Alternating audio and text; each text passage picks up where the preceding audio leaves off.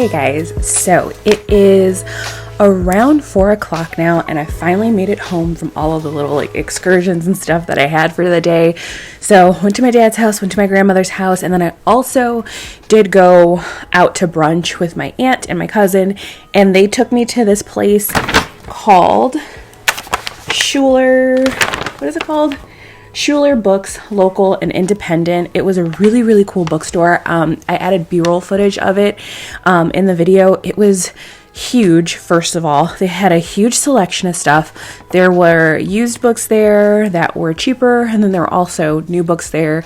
This was a really cool independent bookstore, and the thing that I was most drawn by is all of the little knickknacks and decor and mugs and all that stuff that they had was super cool. It was a really nice store. Oh my gosh, their journal section was crazy. I did not spend as much time in there as I could have, just because my aunt and my cousin were showing me around there, and I didn't want to hold them up while I explored every single nook and cranny. I actually contemplated saying goodbye to them and letting them leave and then going back in the store so that they didn't feel like they had to wait for me.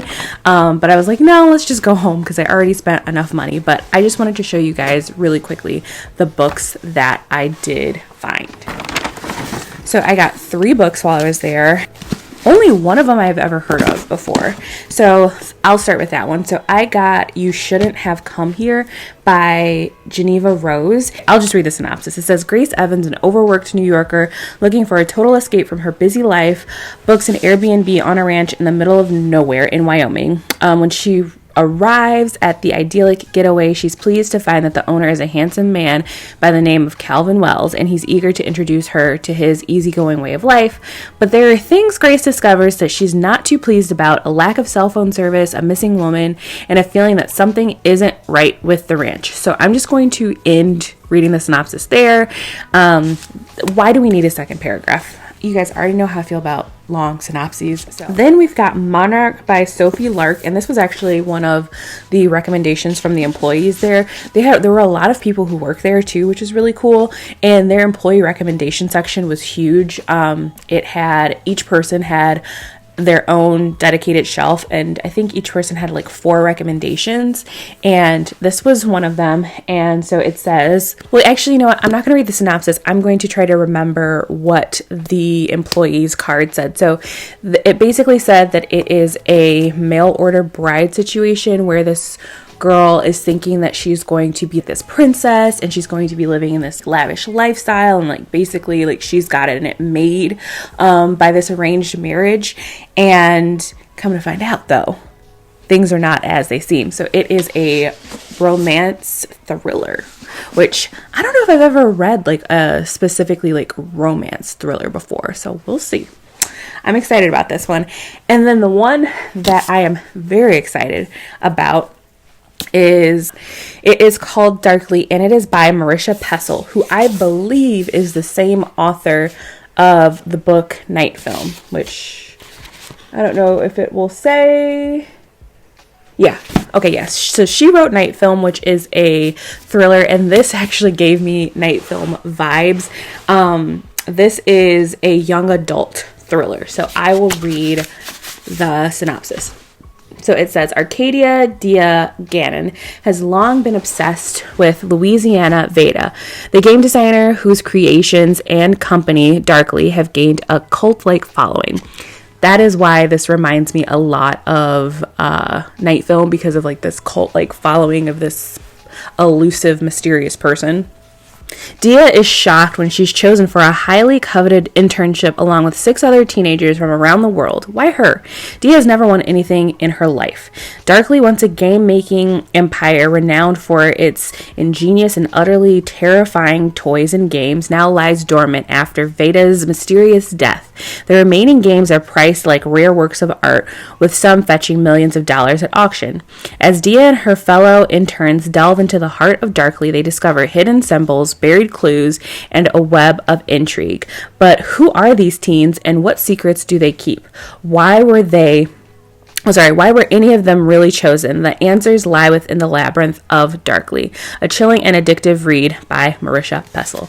So this sounds really, really good. I love stories or TV shows with like this impending mystery where you almost have to like solve puzzles and get clues and regroup, and like you can't trust anybody. Like this is actually kind of embarrassing. Not really, but well, it's embarrassing that I'm still haunted by this show and that I still have such an affinity and affection for the show. But when I was in high school or maybe middle school, there was this show called House of Anubis that came on Nickelodeon. I'm pretty sure it was Nickelodeon.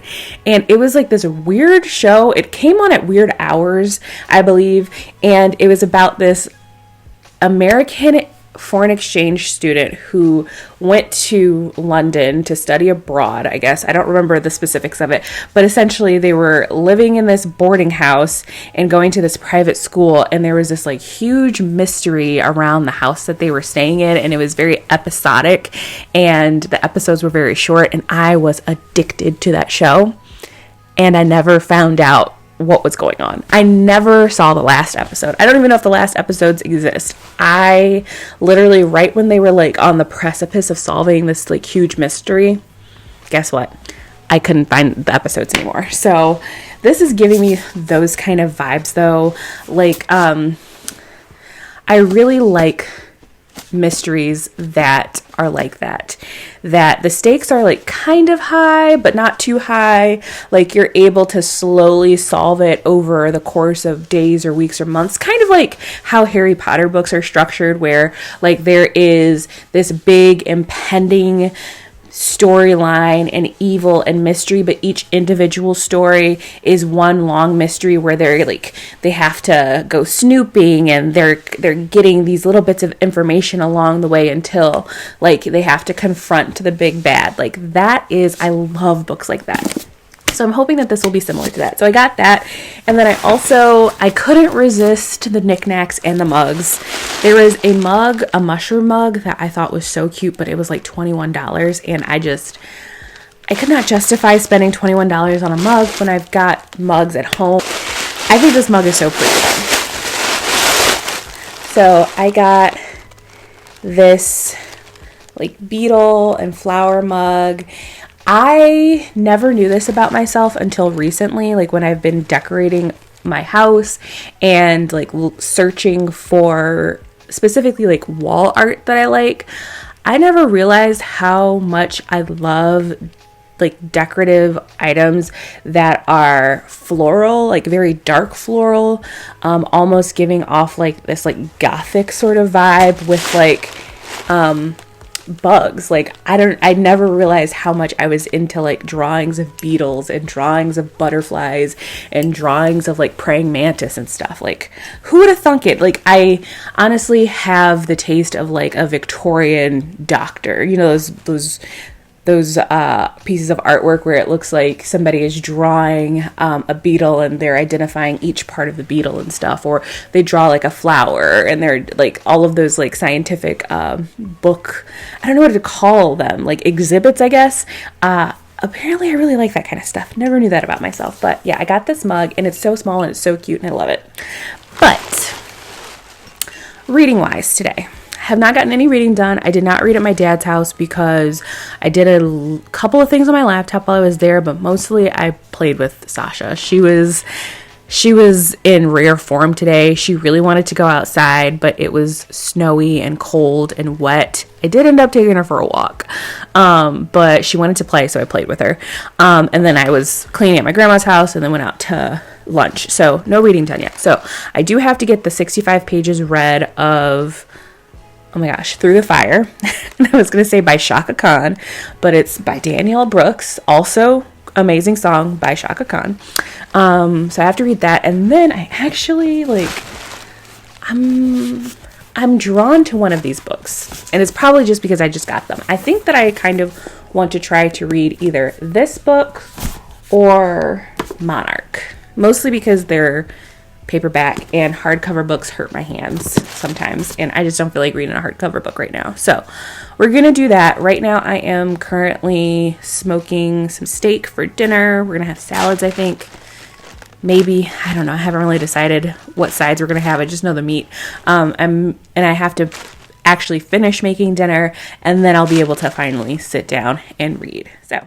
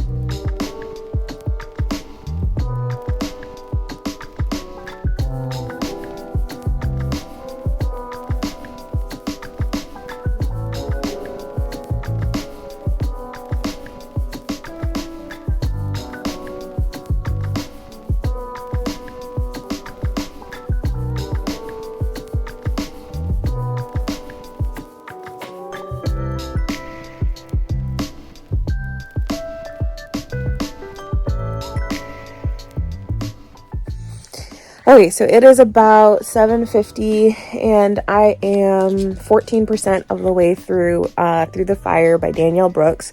I did the math, and I found out how many pages the physical book is, and the physical book is about 236 pages, I want to say. So in order for me to be 65 pages into this, I will need to read 20%. So I'm almost done with my 65 pages. I'm liking this book well enough. I will say, though, that the writing is not really like my preferred style, I will say. There's certain sentences and paragraphs that I feel like overly explain like kind of obvious things, or like they get into too much detail for reasons that I don't understand. It's like,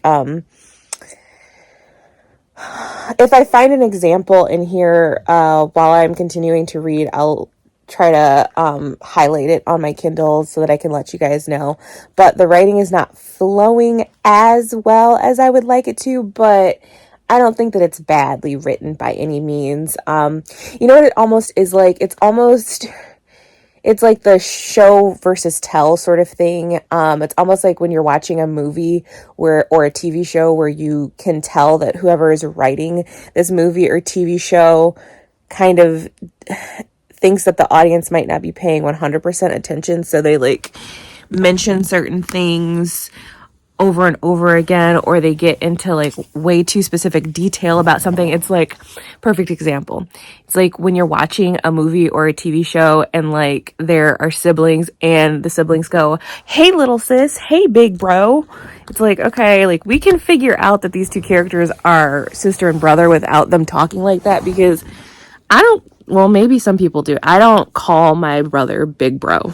I don't think I've ever talked to him like that. So I am still liking this book, though. Despite that, it's not that big of a deal. It's just something that I noticed. And then after I'm done with my 65 pages of Through the Fire, I will start reading You Shouldn't Have Come Here as the name of that other book, I think. I'll start reading that. I kind of wanted to stay up late tonight and read, but knowing me, I probably won't be able to. Also, I still have to get up early to feed my dad's dog in the morning. Yeah, so that is the update for reading so far.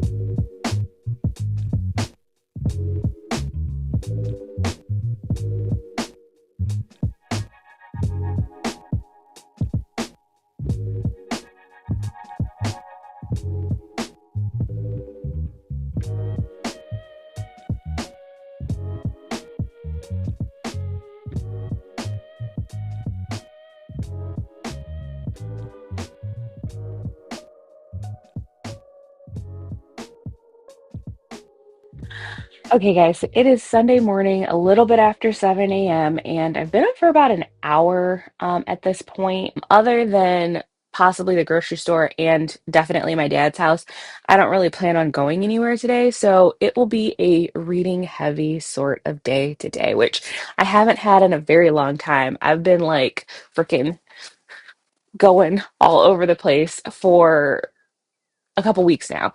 So I will be at home. I will be at home.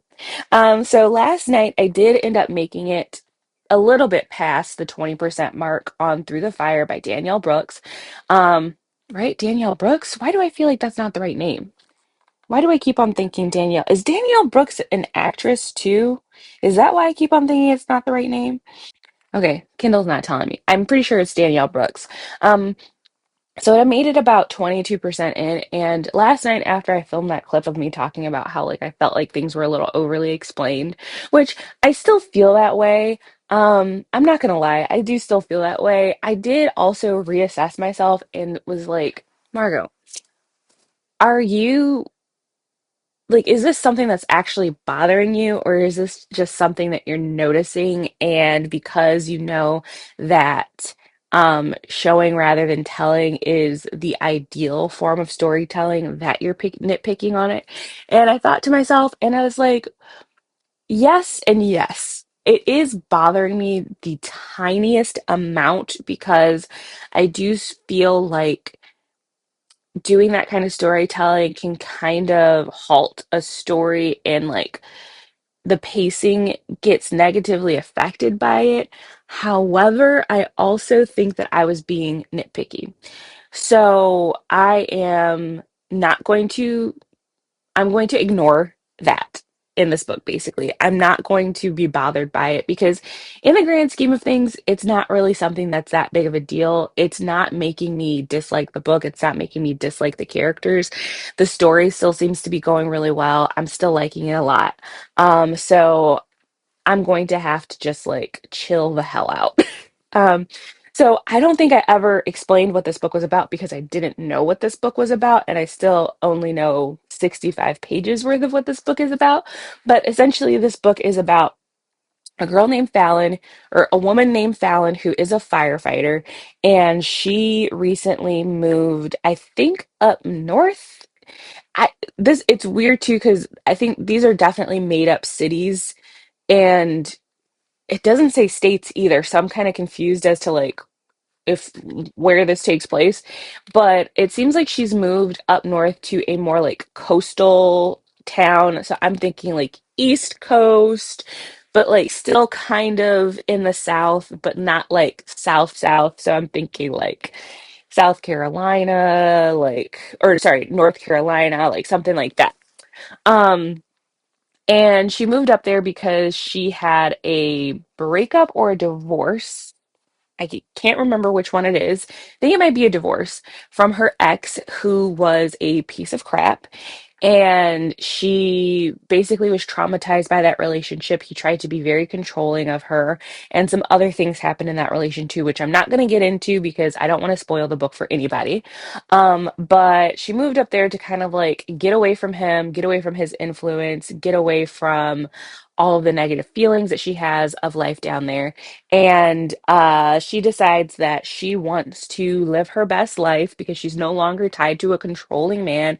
She was overly controlled, so now she wants to be very free. So she is, a free agent, and she is meeting men and having fun and living her best life, but she's doing so without attachments. So she does not want any attachments to any of the men that she hooks up with. No cuddling. There's no question about whether or not there's a relationship afterwards. There's not going to be a relationship afterwards. And so she's living life like that. And she is looking to get a job in the fire department in the city that she just moved into about a month or two ago. Then there's also Deacon, who is a fireman who has recently been dumped by his fiance for reasons that I will not be getting into. But he didn't do anything terrible. But he definitely was kind of the problem. And these two people go to a blind date where they sit in a room with a divider between the two tables, and they go on a blind date and they meet that way. And that's kind of where I'm at right now. They just met at the blind date, and that is all I've got at the moment. And I'm thinking that the story is very cute and I am enjoying it quite a bit. So I might bring my Kindle to my dad's house. I don't know. I kind of don't really want to get too deep into Through the Fire because I really want to get into You Shouldn't Have Come Here today. And I need to get to 130 pages of this book by the end of the week, but that's another 65 pages in a week. Excuse me. So it's definitely doable. So I am going to make my coffee and make my breakfast and then head out to my dad's house. And then I will come back here and start reading. Okay, guys, bye.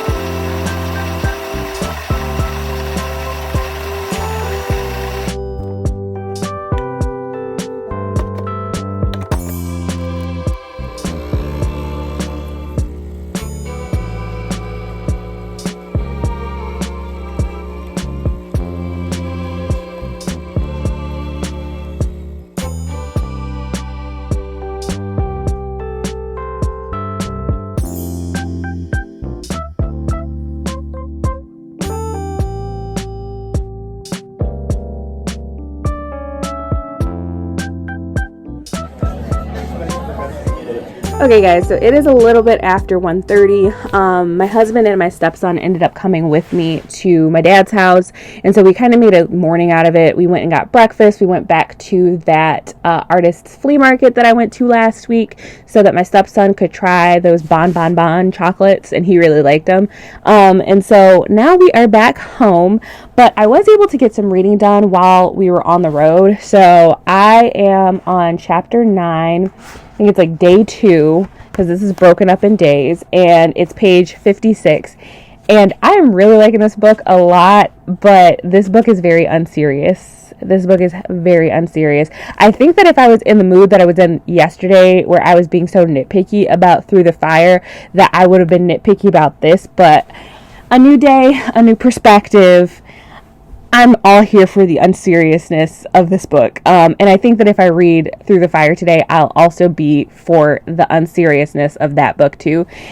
Both of these characters are delusional as all hell and are weird and kind of crazy. So our main character, Grace, is deluded. Okay, she has an extremely distorted sense of self, in my opinion, because in her head, she's describing herself as like this type A personality. Everything is scheduled and everything is planned, and like she has her life together, and like, she is Miss Successful and Cutthroat, and that she takes a vacation once a year to reset herself, basically, which might be true.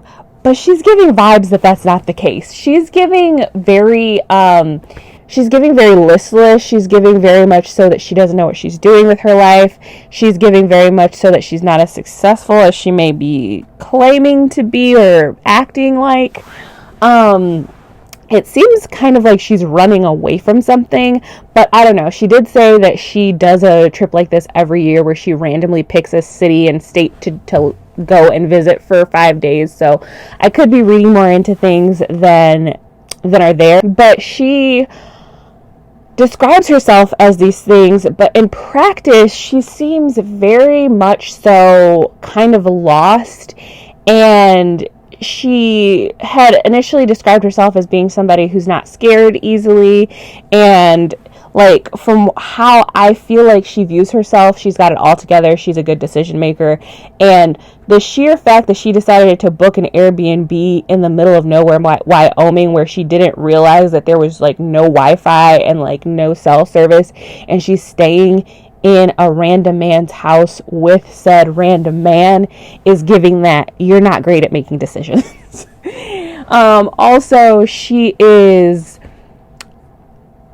very weird, and so is Calvin. Calvin is a strange cookie too, but I'm on Grace for right now. So she's very weird and giving sketchy vibes. And she has mentioned that she is kind of like a serial dater, and it seems almost like a serial cheater, because she had mentioned something in her own head about how like she'll be attracted to something, and then she'll see the next best thing, and then she'll go to that next best thing. So I'm thinking, I have a couple of thoughts on what I think might be happening, and I'll tell you guys that at the end after I'm done describing the Calvin character. Calvin is a weirdo, and he's giving sketchy vibes also. So he's described as being very handsome and super attractive, which great. But if I'm Grace and I'm staying in an Airbnb with a random man, a lot of the things that he's saying and the jokes that he's making and the questions that he has for me, I don't care how attractive and handsome you are, it would still give me the creeps, and I would not want to stay at his house. The moment I go to his house and he's got a locked basement door that he says, oh, I keep that locked because it's mildewy and it's unfinished. Okay, let me see it. Okay, it's mildewy and unfinished. Let me see it down there, and then we can lock it back so I don't go back down there. But I want to see what's in that basement if I'm going to stay here and feel comfortable. She didn't do that, obviously. But so he says that, and then not long after, he's like, oh, yeah, no, we don't have cell service out here. We got a landline, though. And then she's like, oh, what about Wi-Fi? And he goes, oh, yeah, that went out like a week or two ago. So I don't have any means of communication other than the landline. Okay. And then he also has, like, made like this idealistic version of Grace in his own head, which is very strange. Like, he's talking about, after knowing her for a singular day, he's talking about how he's starting to put Grace before him, and how he can tell that she's very different, and that how he can tell that she understands him. How? How do you know that? They're both odd cookies. Like, she is staying at this Airbnb with this random man, and she's like wearing lacy pajamas and stuff, and is kind of trying to seduce him, I guess. But like, I can't tell if she's actually like wanting to pursue him or if she just likes the attention of him. And so what I think is going to happen, and like, my predictions are never correct, so take this with every grain of salt, but I think that she might end up hooking up with Calvin, and that she might either go to the next best thing because his brother lives in the same town, and his brother is going to help her with her car. She might end up being attracted to his brother and try to pursue him. Or I think that there might be another like brother or something involved, because there was a conversation that the two of them had where Calvin said that his parents left the ranch to him in their will, but he has a brother who already lived in that town. Calvin was living somewhere else and had freedom and had a life but he had to make the sacrifice to come back to take care of the ranch for his parents. And she was like, oh, well, why didn't your brother take it? He explains the will, and she says, oh, you must have really loved your parents in order to have done that. And he says something like that, and he like gets really standoffish and weird. And he's talked about how much he loves his parents in the past. So I don't think it's that he doesn't actually love his parents. I think that there might be a second brother or a third brother that they are hiding, and maybe lives in that locked basement or something, and I don't know what's going on. Now, there is supposed to be a woman that's missing in the town. That has not been introduced yet, but everything is sketchy, everything is weird, and I'm so here for it. This book is so unserious, and it's like, I'm eating it up. I think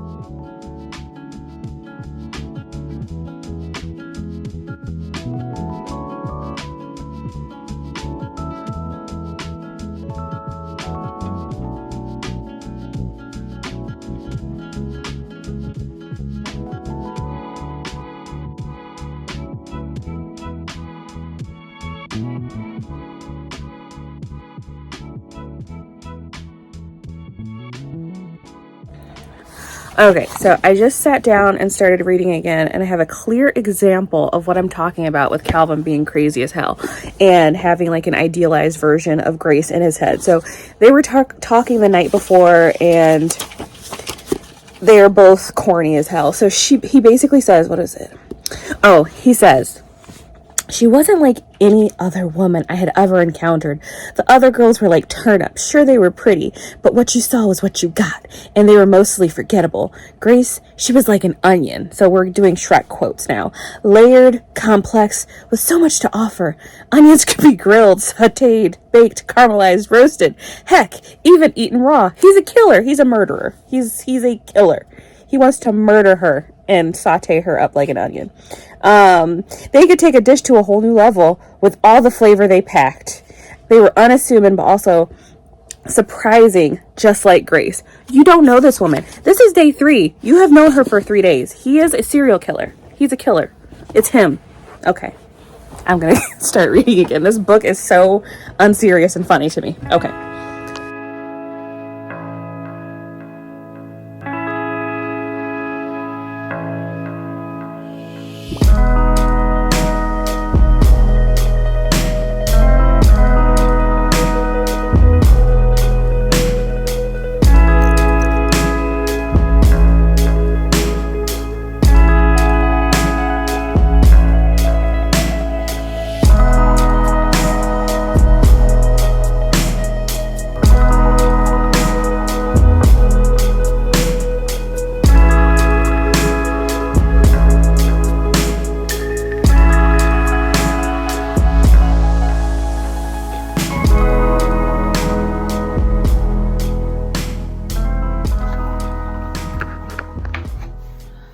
Okay guys, so it's time to wrap this vlog up. So it is Monday evening right now, and last night I got more of You Shouldn't Have Come Here read after whatever was the last check-in I did. I don't even remember what I talked about in that last check-in, but I do know I read more of You Shouldn't Have Come Here.